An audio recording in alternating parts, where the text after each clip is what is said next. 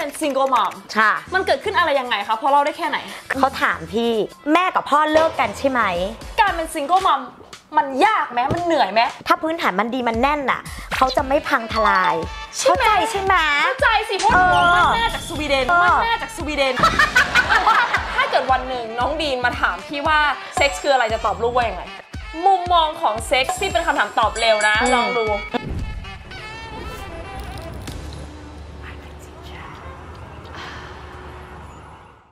Hello and welcome to I Can Teach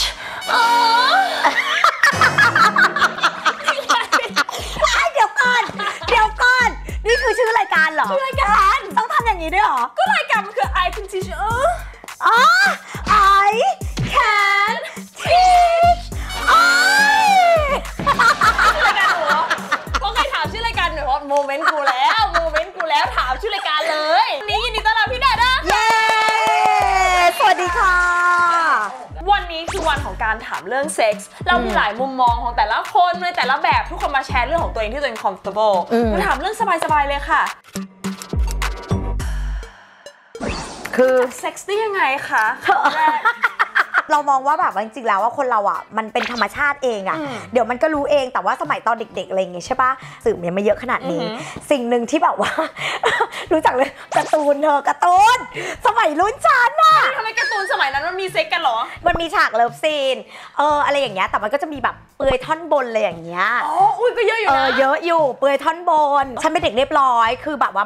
ไม่เคยได้รับสื่ออะไรเหล่านี้เลยเป็นเด็กเรียบร้อยแต่ว่าแบบอย่างการ์ตูนแบบเพื่อนอ่านกันแล้วฉันก็รู้สึกว่าแม่ซื้อการ์ตูนตอนนั้นแม่ก็ไม่รู้ก็คือแบบไปซื้อการ์ตูนเป็นเซตให้ก็เข้าใจว่าการ์ตูนคือเป็นการ์ตูนเด็กอะแต่พอมาถึงปุ๊บมันเป็นเส้นเรื่องความรักระหว่างพระเอกนางเอกเป็นสไตล์การ์ตูนญี่ปุ่นพอแม่เขาก็แบบมาเปิด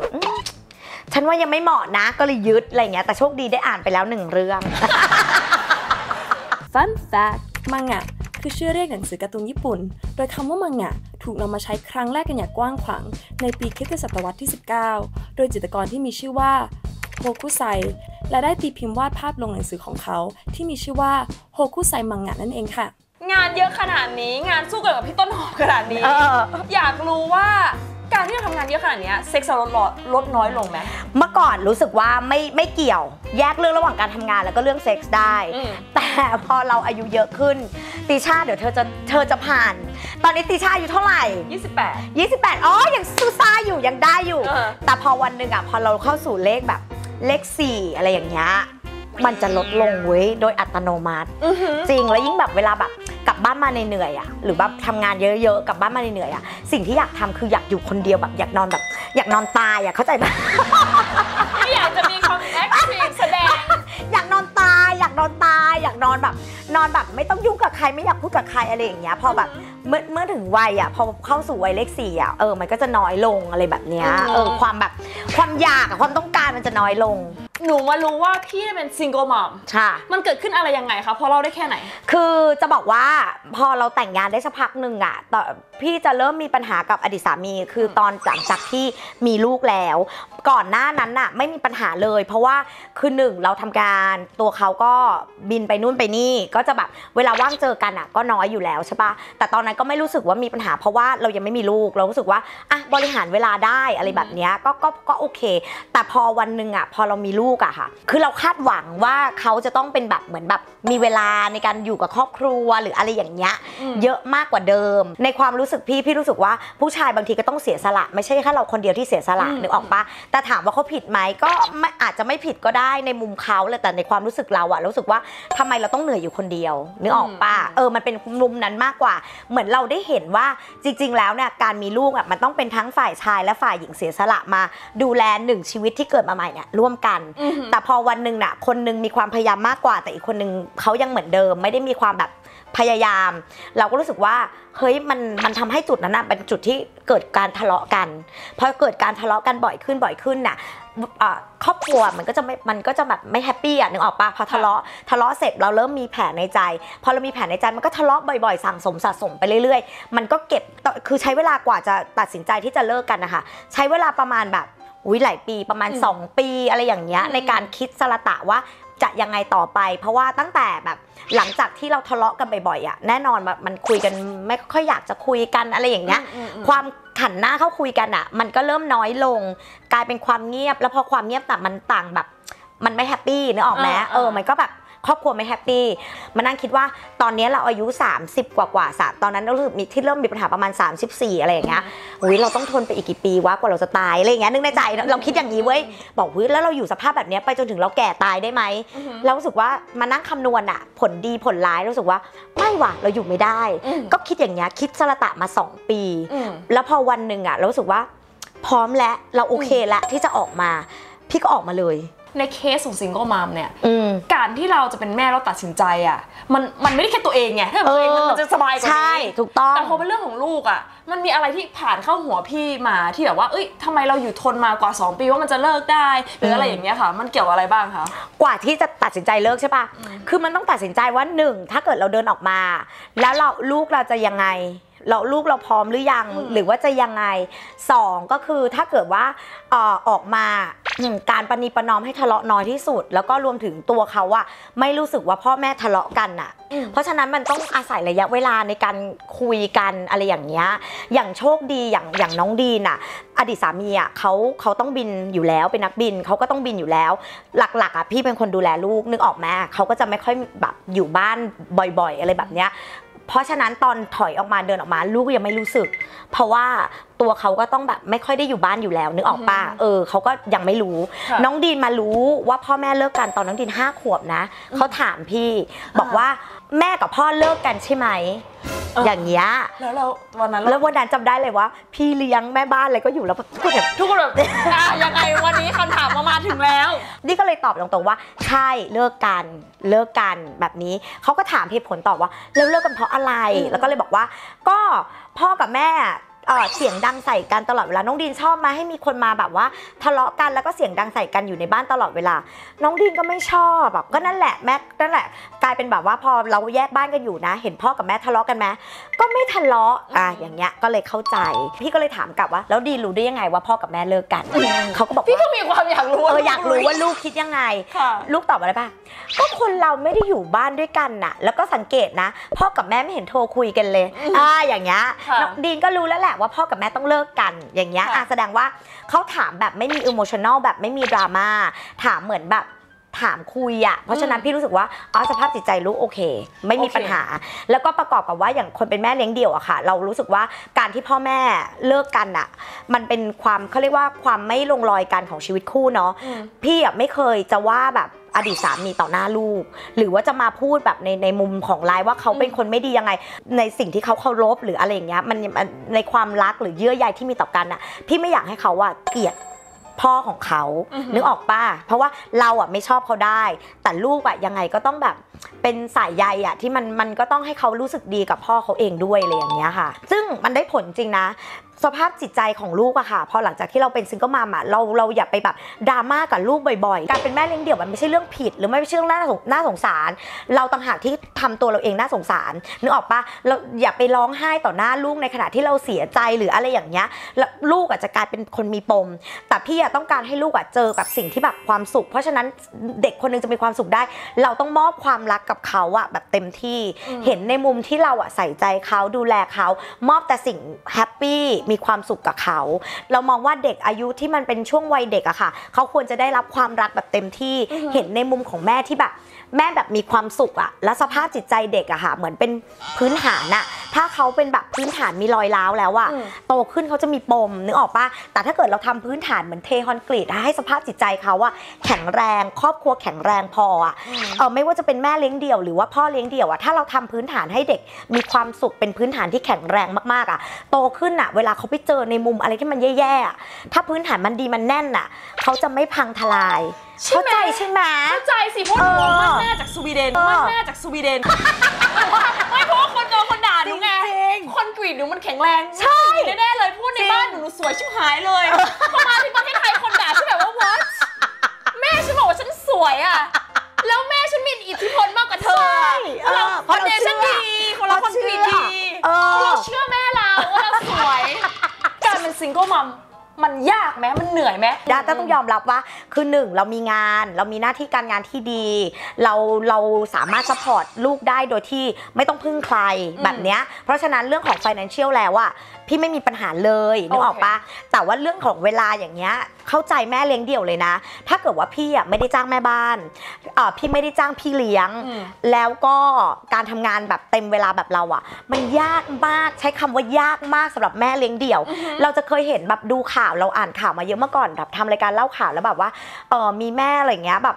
ต้องเลี้ยงลูกก็เลยทำงานไม่ได้อะเมื่อก่อนอะตอนยังไม่มีลูกอะไม่เก็ตนะกับข่าวตรงนี้ทำไม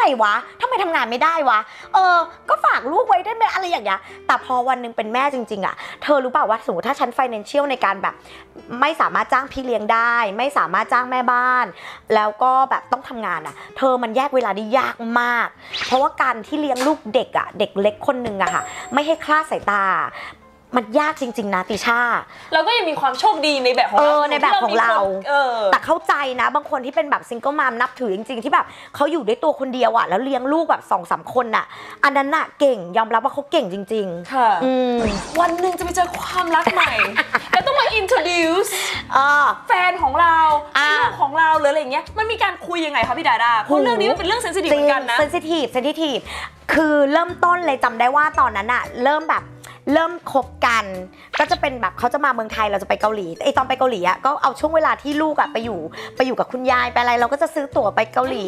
แต่ตอนนั้นก็ไม่น่าห่วงแต่พอวันหนึ่งอ่ะเขาก็เริ่มแบบมาเมืองไทยแบบสลับตอนที่คอมมิตว่าเป็นแฟนกันแล้วอ่ะครั้งแรกเลยอ่ะพาเขาอ่ะเข้ามาในบ้านเจอน้องดีนตอนนั้นจำได้ว่าดีนก็ยังเด็กอยู่อ่ะยังเรียนอนุบาลอะไรอย่างเงี้ยเจอครั้งแรกตอนนั้นดีนยังพูดภาษาอังกฤษไม่เก่งก็ไม่คุยกันแต่ก็ไม่ได้ปฏิเสธแล้วก็ไม่ได้ถามด้วยเพราะว่านี่คือเป็นคนแบบเพื่อนมาบ้านบ่อยเขาก็คงคิดว่าไม่รู้เลยใครผัวแม่ใครแฟนแม่ไม่รู้เลยแต่พอวันนึงอะตอนนั้นเขาเริ่มโตแล้วเริ่มแบบว่าประมาณ6 ขวบช่วงที่แบบเตรียมที่จะแต่งงานนะคะพอวันนึงเจสันตัดสินใจว่าจะย้ายมาอยู่เมืองไทยแล้วเขาก็เตรียมการที่จะย้ายมาอยู่เมืองไทยอะไรเงี้ยตอนนั้นก็ต้องเริ่มคุยแล้วเวลาเขามาเมืองไทยก็จะพยายามบอกนี่แฟนแม่นะโอเคนางก็แบบเริ่มทำความรู้จักอะไรอย่างเงี้ยมันต้องใช้เวลาทีละนิดใช่ไหมคะแบบทีละนิดคือไม่ให้ช็อกเกินว่าย้ายมาเลยอย่างเงี้ยไม่ได้ตอนที่เจสันตัดสินใจย้ายมาอยู่เมืองไทยก็ไม่ได้ย้ายเข้ามาบ้านด้านนะก็บอกเขาให้เขาว่าไปเช่าอยู่เราก็มีคอนโดอยู่แล้วก็เลยบอกว่าอยู่ไปอยู่ตรงนี้ก่อนอยู่ไปเทียนะคะอยู่อย่างนี้ก่อนแล้วก็แบบทุกเย็นอ่ะให้เขามาแบบทำความรู้จักกับลูกเรามากินข้าวมาใช้เวลาด้วยกันแล้วพอตอนกลางคืนก็แยกย้ายให้เหมือนแบบค่อยๆซึมเข้ามาพอหลังจากนั้นอ่ะค่อยๆเบลนพอแบบครบ3 เดือนแล้วอะค่ะแล้วก็แบบบอกน้องดินว่าเนี่ยแม่กับเจสันน่ะกำลังจะแต่งงานกันเดี๋ยวเราจะแต่งงานกันนี่อะไรอย่างเงี้ยซึ่งตอนนั้นเขาก็โอเคแล้วค่อยๆใช้เวลาได้ใช้โมเมนต์ได้รู้จักกันแล้วอย่างเงี้ยประมาณเนี้ยค่อยรู้จักกันแล้วบอกว่าถ้าแต่งงานกันน่ะเดี๋ยวเจสันกับแม่จะย้ายมาอยู่ด้วยกันนะอะไรแบบเนี้ยค่ะซึ่งระยะเวลาในการเตรียมแต่งงานมันก็เป็นแบบก็เจสันขอดัดแต่งงานปีนึงและถัดไปอ่ะก็ค่อยปีถัดไปค่อยแต่งงานช่วงนั้นนะคะเป็นช่วงในการเบลนให้ลูกเรากับตัวของเจสันอะได้สนิทกันอย่างเงี้ยก็ค่อยๆแบบเนี้ยค่ะ Fun fact Gen Alpha คือเด็กๆ generation ใหม่ที่เกิดขึ้นในพ.ศ. 2553 หรือค.ศ. 2010 ส่วนใหญ่จะมีอายุระหว่าง 6-12 ปี นั่นคือรุ่นของเด็ก Gen Y เป็นหลักว่ากันว่า Gen Alpha จะเป็นเจนที่ฉลาดที่สุดในเผ่าพันธุ์มนุษย์เพราะเกิดมาพร้อมกับความเจริญทางเทคโนโลยีตั้งแต่วัยเด็กการศึกษาของเด็ก Gen Alpha จะมีความเฉพาะบุคคลและเฉพาะทางอย่างมากขึ้นโดยพวกเขาสามารถหาความรู้จากโลกออนไลน์ได้ตามความสนใจทำให้มีปัญหาที่ต้องเจอกับ generation นี้เช่นโรคสมาธิสั้นเทียมที่เกิดขึ้นจากการใช้เทคโนโลยีอย่างไม่เหมาะสมหรือการมีศีลธรรมบกพร่องเป็นผลจากการเรียนรู้ด้วยตัวเองโดยไม่ผ่านการกลั่นกรองหรือชี้แนะจึงเป็นเรื่องสำคัญที่ผู้ใหญ่จะต้องเตรียมตัวรับมืออย่างเหมาะสมมุมมองของเซ็กซี่เป็นคำถามตอบเร็วนะลองดูเปิดไฟหรือปิดไฟเปิดไฟเสียงดังหรือเสียงเบาเสียงเบาโลดโผนหรือแบบซอฟต์วานิลาวานิลาแล้วสามีก็จะบอกว่าเธอวานิลาแบบโลชูก้าด้วยนะ inside or outside ถ้าเกิดเลือกความสนุกได้ inside พอแต่ว่าต้องเป็นเตียงด้วยซ้ำใช่สบายสุดสบายไม่มีแบบเคาน์เตอร์ ตู้อะไรอย่างเงี้ยรุ่นนี้แหละต้องการความสบายไม่ต้องโลกโผนถ้าเกิดวันหนึ่งน้องดีนมาถามพี่ว่าเซ็กส์คืออะไรจะตอบลูกว่ายังไงฉันเคยคุยบอกว่าวันหนึ่งถ้าลูกโตเป็นวัยรุ่นอ่ะใครจะเป็นคนพูดเรื่องเนี้ยกับลูกใครจะเป็นคนพูดเรื่องเซ็กกับลูกสอนเรื่องเซ็กแล้วก็หันไปหันหน้ามาว่า you have to talk because you are the same gender เขาบอกไม่ยูนั่นแหละถ้าจะสอนลูกเรื่องเซ็กหรอเอางี้จะสอนลูกว่าการมีเซ็กเป็นเรื่องปกติเป็นเรื่องธรรมชาติของมนุษย์แต่ยูต้องรู้จักป้องกันแค่นี้เลยจะสอนวิธีการป้องกันเขามากกว่ามีแฟนมีเซ็กได้แต่ต้องให้เกียรติผู้หญิงด้วยถ้าเมื่อไหร่เขาตามผู้หญิงเซโนอยู่ต้องเซโนตั้งใจจะสอนลูกแบบนี้ไม่ใช่ว่าไปบังคับเขาเซ็กมันเป็นเรื่องของ2คนพร้อมใจกันเนาะแต่การที่คนใดคนหนึ่งอ่ะแบบอีกคนนึงเซโนแล้วอีกคนนึงอยากทำอ่ะมันไม่ได้ก็สอนแบบป้องกันด้วยอย่างเงี้ยหลักๆเลยจะสอน2เรื่องค่ะวันนี้ขอบคุณมากๆเลยนะคะได้เลยติชาขอบคุณค่ะเป็นการแชร์ประสบการณ์ต่างๆนะคะแล้วก็อย่างที่บอกไปเนาะเรื่องราวของแต่ละคนชีวิตของเราทุกคนมันคอมเพล็กซ์ไม่เหมือนกันนะคะก็เอาไปอะแดปไปใช้ไปฟังดูเป็นส่วนหนึ่งเอาดูเบสของตัวเองด้วยเป็นยังไงนะคะใช่ค่ะพี่ดาด้าฝากช่องทางใช่ไหมหลักๆเนี่ยฝากด้วยละกันนะคะใน TikTok ละกันฝาก TikTok นะฝากIG TikTok นะคะดีเจดาด้า168ก็เข้าไปเลยเพราะว่าตอนนี้มีสินค้าจากเกาหลีมาขายเยอะมากเป็นแบบธุรกิจครอบครัวไปดูได้ก็คือสามีนำเข้าเมียขายอย่างนี้ไลฟ์ช่วงไหนคะแบบไปดูในช่วงไหนพิเศษไหมคะก็ส่วนใหญ่อะค่ะก็จะไลฟ์แบบขายของใน TikTok อะไรเงี้ยช่วงแบบสายๆทุกๆวันเจอกันได้แล้วก็มีรอบเย็นแบบ6 โมงเย็นเป็นต้นไปก็มีเดี๋ยวนี้ก็คือแบบว่าไลฟ์2 รอบต่อวัน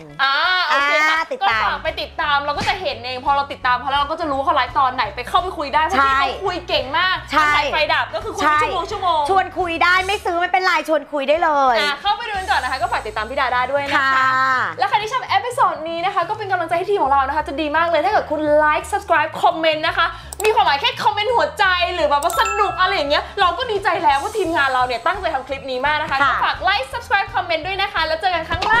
ถ้าเจอกันครั้งหน้าค่ะบาย